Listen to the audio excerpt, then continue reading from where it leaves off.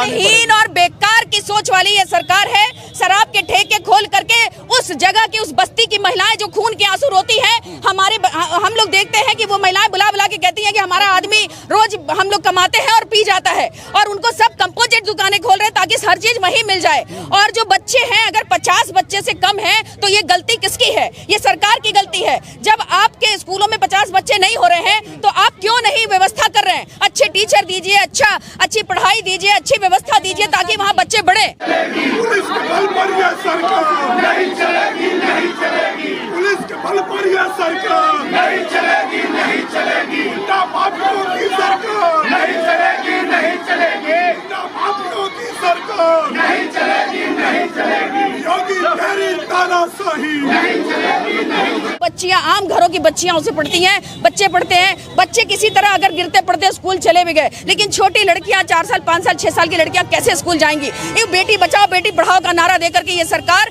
बेटियों को बिल्कुल हमेशा के लिए अनपढ़ बना के रख दे रही है।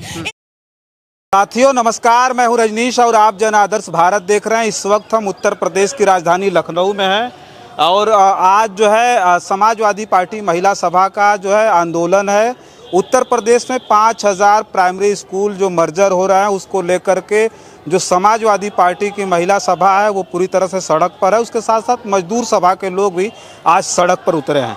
पीछे देख रहे हैं पूरी तरह से जो भीड़ है वो जो महिलाओं की है वो आ रही है और हमारे सामने देखिए पूरी तरह से जो सुरक्षा व्यवस्था, जो पुलिस है यहाँ पूरी तरह से लगी हुई है। तो ये जो आप देख रहे हैं पीछे महिलाओं की जो भीड़ है, जो महिला सभा समाजवादी पार्टी की, वो अब जो है धीरे धीरे कलेक्ट्रेट की तरफ बढ़ रहे हैं। और ये 5000 स्कूल, प्राथमिक स्कूल मर्जर पर जो रोष है जनता के बीच, उसको लेकर के आज समाजवादी पार्टी सड़कों पर है। वो तो महिला सभा की जो देख रहे हैं पीछे हमारे महिला सभा की जो भीड़ है वो धीरे धीरे अब कलेक्ट्रेट की तरफ पहुंच रही है। हम बातचीत जो है लोगों से करेंगे, बातचीत करके महिलाओं से भी जानना चाहेंगे कि उनकी जो मांगें हैं वो किस तरह की हैं। क्या ये प्रदर्शन से वो इस बात को सोचते हैं कि प्रदर्शन से कुछ जो है हल निकलेगा?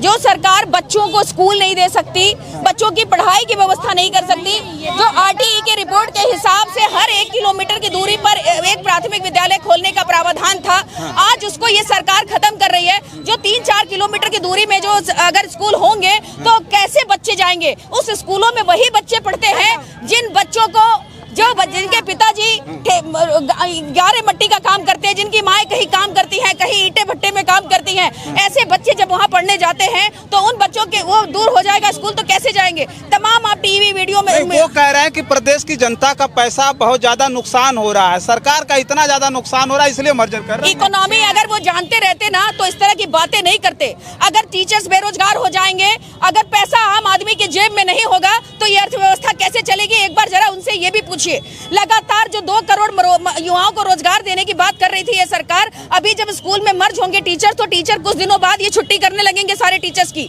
और उन बच्चों का क्या होगा जो आज भी बीएड बीएलएड करके टीचर्स भर्ती की अपनी उम्मीद में बैठे हुए थे लगातार कई वर्षों से? उन बच्चों के तो पूरे सपनों पे उन्होंने कुठाराघात कर दिया। अभी जो टीचर अभी तो कह रहे हैं उनके खिलाफ भी ये सारी चीजें हो रही है, उनके टीचर्स के खिलाफ भी ये साजिश होगी। देखिएगा अगला उनका आदेश यही होगा कि जो टीचर पुराने हैं उनको बीआरएस लेना चाहिए, उनको छुट्टी ले लेनी चाहिए। सरप्लस टीचर दिखा करके वो नई भर्ती बंद करेंगे और पुराने टीचरों को भी निकालेंगे।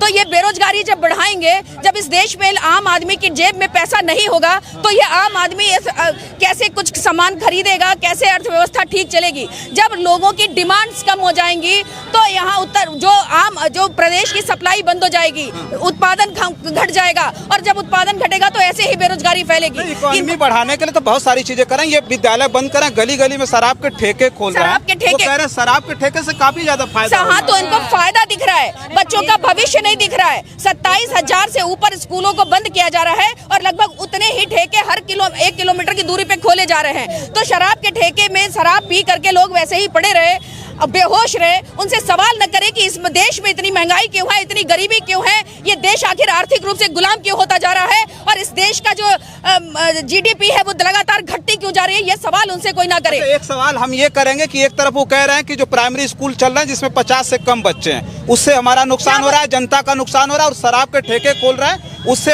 इस प्रदेश की संवेदनहीन और बेकार की सोच वाली ये सरकार है। शराब के ठेके खोल करके उस जगह की, उस बस्ती की महिलाएं जो खून के आंसू रोती हैं, हम लोग देखते हैं कि वो महिलाएं बुला बुला के कहती हैं कि हमारा आदमी रोज हम लोग कमाते हैं और पी जाता है, और उनको सब कंपोजिट दुकानें खोल रहे हैं ताकि हर चीज वहीं मिल जाए। और जो बच्चे हैं, अगर 50 बच्चे से कम हैं तो ये गलती किसकी है? ये सरकार की गलती है। जब आपके स्कूलों में 50 बच्चे नहीं हो रहे हैं तो आप क्यों नहीं व्यवस्था कर रहे हैं? अच्छे टीचर दीजिए, अच्छी पढ़ाई दीजिए, अच्छी व्यवस्था दीजिए ताकि वहाँ बच्चे बढ़े।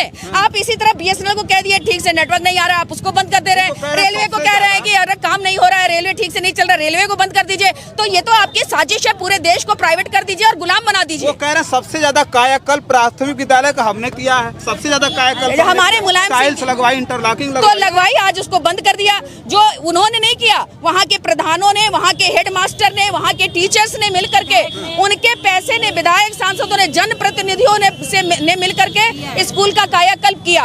और आज आपने उस स्कूल को बंद कर दिया। जहाँ जहाँ स्कूल बंद किए हैं, आप देखिए वीडियो, बच्चियां रो रही हैं ताला पकड़ पकड़ के, टीचर्स भी खून के आंसू रो रहे हैं, लेकिन उनकी सरकारी नौकरी है। कितना जतन किया होगा, माँ बाप ने पढ़ाया होगा, एग्जाम दिया होगा, आज टीचर बने, आज उनकी नौकरी पे ये लात मारे। सबका दिमाग में प्रेशर है, कोई बच्चों को पढ़ा नहीं पा रहा है, सब अपनी जिंदगी को रो रहे हैं कि कल को हमारी नौकरी चली जाएगी। इस तरह का ख्याल लोगों के मन में आ रहा है।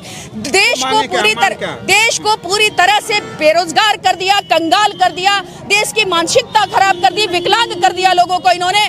हमारी मांग ये है कि ये विद्यालय कम से कम ना बंद किए जाए। इन्होंने BSNL बंद किया, इन्होंने रेलवे बंद किया, इन्होंने LIC बंद किया, आखिर सभी अपने पूंजीपति लोगों को ये ठेके पे नौकरियां दे रहे हैं, सब बंद कर रहे हैं ये। लेकिन विद्यालय ना बंद किया जाए, क्योंकि आम बच्चियां, आम घरों की बच्चियां उसे पढ़ती हैं, बच्चे पढ़ते हैं। बच्चे किसी तरह अगर गिरते पड़ते स्कूल चले भी गए, लेकिन छोटी लड़कियां, 4 साल, 5 साल, 6 साल की लड़कियां कैसे स्कूल जाएंगी? ये बेटी बचाओ बेटी पढ़ाओ का नारा देकर के ये सरकार बेटियों को बिल्कुल हमेशा के लिए अनपढ़ बना के रख दे रही है। इसलिए आज पूरे उत्तर प्रदेश में महिला सभा ने हर जिले में धरना दिया है, ज्ञापन दिया है। और जो महिलाएं आज समाजवादी पार्टी में नहीं भी हैं, जो घरों में भी हैं, वो भी आज समाजवादी पार्टी की महिलाओं के साथ खड़ी हैं। और अब मन ही मन हमारे राष्ट्रीय अध्यक्ष जी को याद करती है कि जिस दिन उनकी सरकार आएगी तभी उनको न्याय मिलेगा। चलिए ठीक है। देखिए, बात कर रहे थे रीबू श्रीवास्तव जी थी, जिनसे मैं बातचीत कर रहा था। उस बातचीत में उन्होंने साफ तौर पे कहा कि ये जो सरकार है वो महिलाओं के, दलितों के, पिछड़ों के और गरीबों के खिलाफ है, जिसके जो है खिलाफ, जिस सत्ता के खिलाफ हम आज सड़कों पर हैं। इन लोगों ने कलेक्ट्रेट के पास जाकर के आज ज्ञापन सौंपा है और एक बात तो साफ कहा है कि अगर ये हमारी जो मांगें अगर नहीं मानी जाएंगी तो आगे भी हम इस तरह से आंदोलन करते रहेंगे, सड़क उतरते रहेंगे।